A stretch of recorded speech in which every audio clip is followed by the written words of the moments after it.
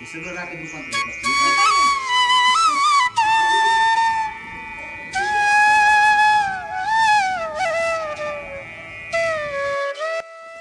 रामकृष्ण हरी मैत्रिणींनो, सुंदर दिवसाची सुंदर अशी सुरुवात तुमच्या सोबत आणि छान असं वांग्याचं भरीत आज बेत आहे आणि त्याच्यासाठीच आम्ही वरती आलो होतो आणि लोखंडी टोपल्यामध्ये जे आपल्याकडे वेस्टेज लाकडं वगैरे छोटेसे होते ते मी जमा करून ठेवलेले आहेत एका पोत्यामध्ये आणि थोडासा भुसा वगैरे पण ठेवलेला आहे आणि त्याच्यावरतीच आता वांगे भाजायचे ठरवलं आणि मग काय वरती गेले आणि लगेच पेटवलं.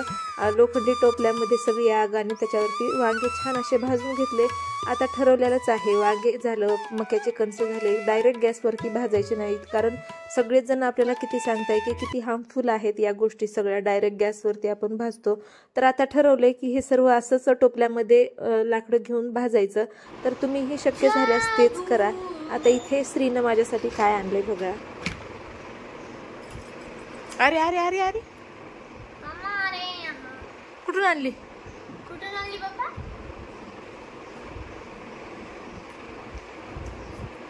किती रुपयाची? 220. असं का? तिला धार लावून नाही भेटली? ए बोट कापत काय धार आहे तिला शार्प आहे ना. ज्युपिटरला पण कापती बरं. काय इथं ज्युपिटर काप दिले. ज्युपिटर म्हणजे ग्रह आहे आपला.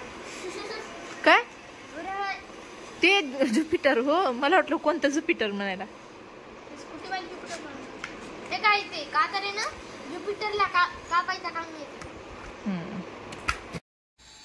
अखिलेश स्वतः पाणी पिय मला गिलास आणा पटकन. पोरं स्वतःहून लवकर पाणी पित नाहीत, त्यांच्या लक्षात राहत नाही म्हणून सर त्यांना पाणी आणताना कधीही सांगतात की तू स्वतः एक ग्लास पे आणि मला पण एक ग्लास आण.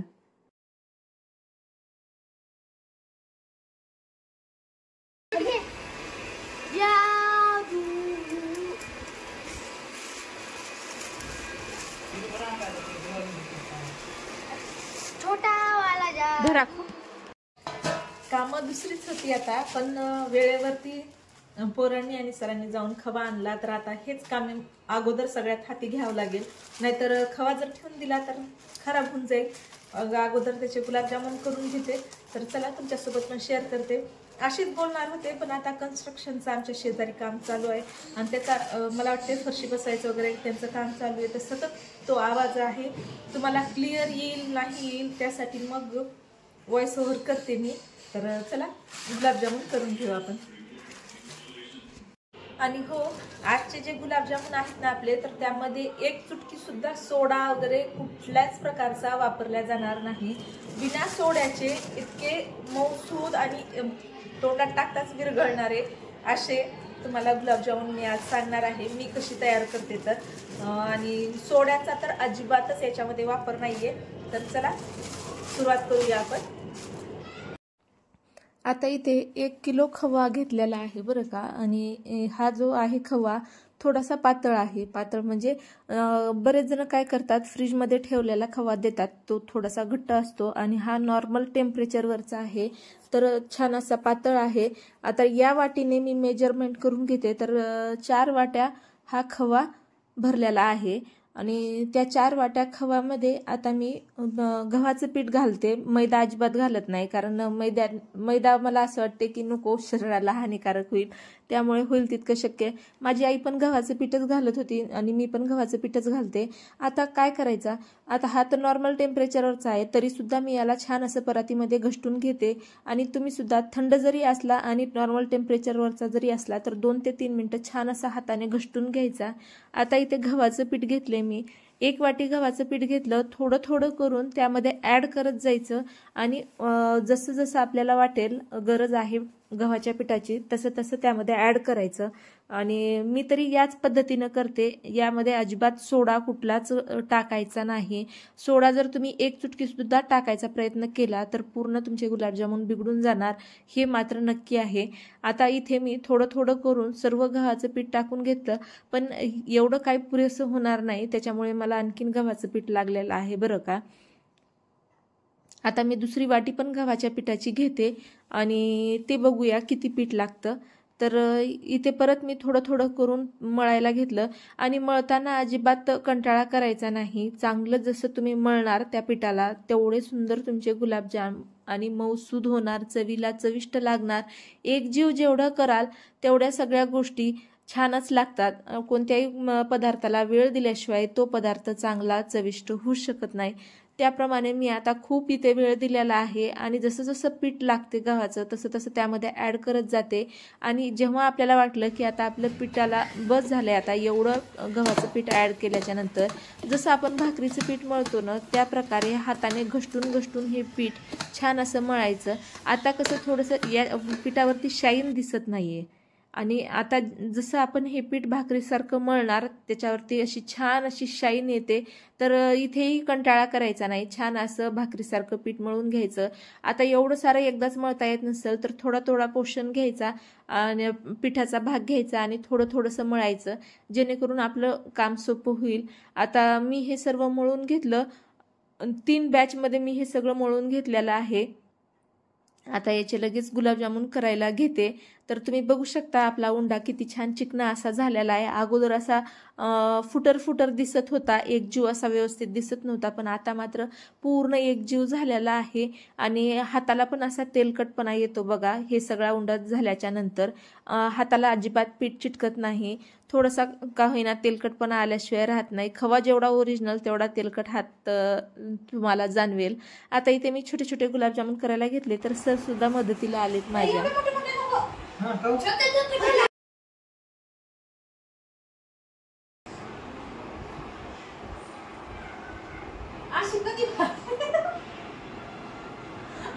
मोठा झाला नाही हो, एवढा मोठा नसतो. एखादा राहू दे ना मोठा. कशाला कशाला गुलाबजाम काढतो नाही नाही हो, छोटे छोटे असे असे चिपटी राहू दे ना. नको नको बोल. आता तुम्ही मला तुम्ही असं कर प्रिया शेवळ्यासारखं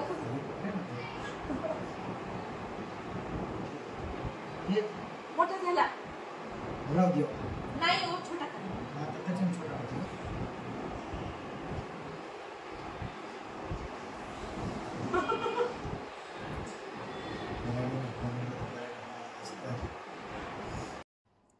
आता इथे आम्ही दोघं पण गुलाबजामुन करतोय. मला सर म्हणले मी मदत करायला येतो, मनानेच म्हणले बरं का. आणि ते बऱ्याचशा गोष्टीमध्ये मला असं मदत करायला येतात की जर जास्त काही कामाचा लोड दिसला तर मी करू लागतो, हे ते स्वतःहून म्हणतात. आणि त्याच्यामुळे ते आले आणि मला म्हणले की मी हे गुलाबजामुन करतो तोपर्यंत तू पाकेची तयारी कर साखरेच्या. आणि मी साखरेचा पाक तयार करायला घेतला आणि इथे इतकं लक्ष देऊन बघा तुम्ही, शिक्षक लोक फारच म्हणजे कोणतंही काम परफेक्ट करायचं पाहतात, तर ते इतकं छान गोल करत होते त्याला इतकं हळूवारपणे. आणि मी त्याच्यासाठीच त्यांना हसत होते की असं केव्हा व्हावं इतकं हळूहळू काम केल्याच्या नंतर. ते म्हणाले तर शांत बस, माझी मला करू दे, आणि चपटे केले तर काय व्हायलेत. आता कसं असते पुरुषांचं, काही पण त्यांना वाटते काय होते पोटात तर जाणार आहे, पण तशा गोष्टी नसतात. ज्याचा आकार त्याला द्यावाच लागतो, मग तो माणूस असेल की पदार्थ असेल. तर इथे मी आता साखरेचा पाक तयार करायला घेते. ज्या वाटीने 4 वाटी मैदा आपण घेतला होता त्याच वाटीने मी इथं 5 वाट्या साखर घेतलेली आहे आणि त्यामध्ये 4 वाटी पाणी घातलेलं आहे. आता आम्ही पाक कमी करतोय कशासाठी, कारण आम्ही बरेचसे कोरडे गुलाबजामुन काढून ठेवतो, पाकेमध्ये टाकायचे आणि लगेच साईडला काढून ठेवायचे, कारण जास्त साखर नको. त्यामुळे असे पण काही गुलाबजामुन करतो, त्याच्यामुळे आम्हाला पाक कमी लागतो. पण तुम्हाला परफेक्ट पाक जर पाहिजे असेल तर 5 वाटी थोडं सोडून यामध्ये हे घाला, 6 वाटी तुम्ही साखर घाला आणि 5 वाटी पाणी घाला, तुमचं परफेक्ट असं मेजरमेंट होईल. आता इथे मी फुल गॅसवरती आधी पूर्ण साखर विरघळू दिली आणि जेव्हा पूर्ण साखर विरघळली तेव्हा गॅस कमी केला आणि 5 ते 7 मिनटं असंच कमी गॅसवरती होऊ दिलं. तर चिकट असा पाक झाला की आपला पाक तयार होतो. आता गुलाबजामुन छान असे तळलेले आहे, पहिली बॅच तळली आणि त्यामध्ये घातलेली आहेत गुलाबजामुन. आता लगेच दुसरी बॅच तळून घेते. खूप कमी गॅसवरती पेशन्स ठेवून इथे गुलाबजामुन तळायचे असतात. मोठ्या गॅसवरती तळले आणि छान जर असा गॅस फुल असेल तर सगळे गुलाबजामुन करपून जातात. आता रात्रीचा 11:30चा टाईम झाला. आमचे अर्धे गुलाबजामुन संपले होते. हे आता अर्धे शिल्लक आहेत. मला मध्येच दुसरं काम आलं त्यामुळे मी तिकडे गेले. फायनली माझं आत्ता आवरलंय. 11:30 वाजलेले आहेत. मगाशी गुलाबजामुन दाखवायचे राहून गेले जे पूर्ण झाले तेव्हा, कारण मध्येच मला दुसरं काम आलं. मग मी तिकडं वळले आणि तिकडून आल्याच्या नंतर परत ते गुलाबजामुन वगैरे तळून घेतले. मग नंतर स्वयंपाक हे ते त्याच्यानंतर सगळा उशीरच झाला. 11:30 वाजलेत.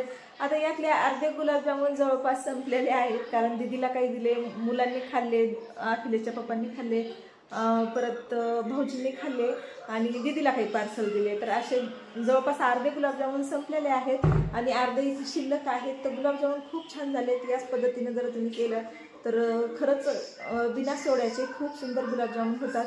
व्हिडिओ इथपर्यंत बघितला असते आजसाठी मनापासून धन्यवाद. आवडला तर लाईक करा, शेअर करा आणि चॅनलला आणखी सबस्क्राईब केलं नसेल तर सबस्क्राईब करा. भेटू लवकरच पुढच्या व्हिडिओमध्ये. तोपर्यंत रामकृष्ण हरी.